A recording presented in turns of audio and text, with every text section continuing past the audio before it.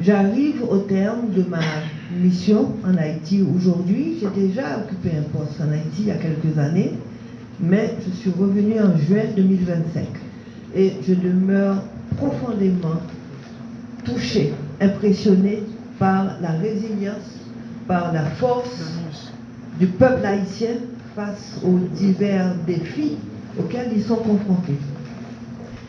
Vous m'avez déjà entendu dire aujourd'hui que la stabilité, la stabilisation d'Haïti sont essentielles. C'est une priorité absolue pour Haïti, pour les États-Unis d'Amérique et pour toute la région.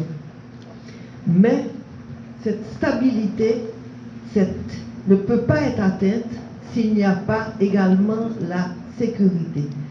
La sécurité, c'est l'objectif à court terme, et la stabilité, c'est le progrès durable avec des conditions de sécurité assurées pour tous. Nous travaillons intensément tant au niveau de l'ambassade qu'aux États-Unis même, qu'à Washington, pour aider Haïti à faire face aux menaces existentielles posées par les réseaux de gangs. Nous travaillons de très près avec le Conseil de sécurité des États-Unis, des Nations Unies, pour mettre en place d'abord la mission de stabilisation, mais aussi la force de répression des gangs, qui aujourd'hui inclut des membres de pays comme le Tchad, du Salvador, le Guatemala, la Jamaïque, la Mongolie et le Sri Lanka, qui ont déjà œuvré et qui œuvrent à présent pour débloquer plusieurs quartiers et qui ont déployé des patrouilles dans les secteurs prioritaires comme par exemple Tabar, Delma et le bas de la ville de Port-au-Prince. Aujourd'hui, cette force de répression des gangs travaille pour remettre aux autorités haïtiennes les membres de ces gangs qui sont arrêtés et qui seront déférés devant la justice. Nous nous efforçons aussi de saisir et de détruire les armes confisquées de ces gangs. Nous travaillons, nous sommes à pied d'œuvre pour regagner tous les territoires à l'intérieur du pays. Et ces opérations vont continuer tout au long de l'été jusqu'à ce qu'elles atteignent leur pleine capacité. Le soutien international reste indispensable, mais les solutions haïtiennes devront quand même venir de l'État haïtien. Il faut que l'État haïtien regagne la capacité de défendre son pays et mettre en vigueur les lois qui sont votées en Haïti. Nous avons dans ce sens donné un appui considérable pour le recrutement, la formation et le déploiement à l'intérieur d'un programme que nous appelons le P4000. Il s'agit de la formation et de la mise sur le terrain de 4000 nouveaux agents de la police nationale. Nous sommes déjà à mi-chemin dans ce sens. Nous vous rappelons aussi que nous avons pu, grâce à nos efforts, débloquer et renouveler la coopération avec les forces armées d'Haïti, qui aujourd'hui œuvrent aux côtés de la police haïtienne et a également en place un programme de recrutement et de formation qui sera beaucoup plus visible dans les mois à venir. Rétablir la sécurité veut également dire restaurer le processus démocratique. Nous félicitons le Conseil électoral provisoire pour les mesures concrètes qu'il a prises vers la réalisation d'élections en Haïti, ce qui va paver la voie pour la mise en place d'un gouvernement élu, choisi par le peuple haïtien. Les élections fourniront au gouvernement le mandat légitime dont il a besoin pour contrer les gangs et rétablir l'état de droit. La stabilité, la sécurité en Haïti nous le savons tous, ne peut pas se matérialiser sans les opportunités économiques. La création d'emplois pour les jeunes est essentielle pour fournir à cette population des alternatives au recrutement par les gangs. Le secteur privé haïtien doit pleinement jouer son rôle pour être le fer de lance de cet effort.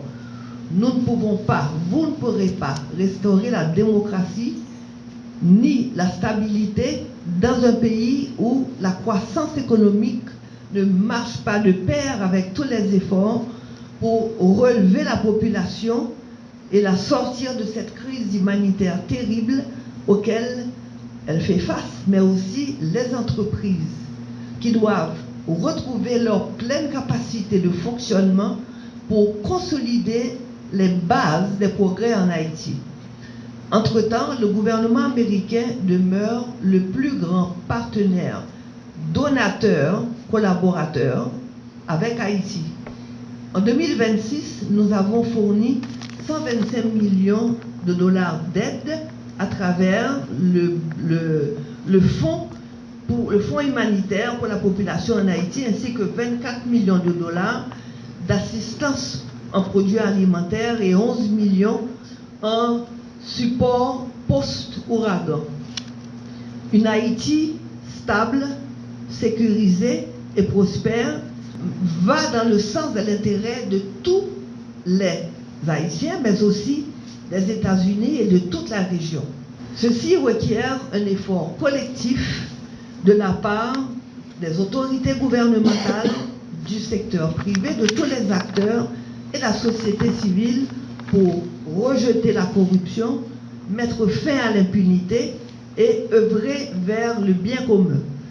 À nos amis haïtiens, en particulier les médias, vous savez que votre rôle est essentiel pour fournir des informations qui sont correctes et pour contrecarrer la désinformation qui est tellement nuisible à ce pays et à son avenir démocratique.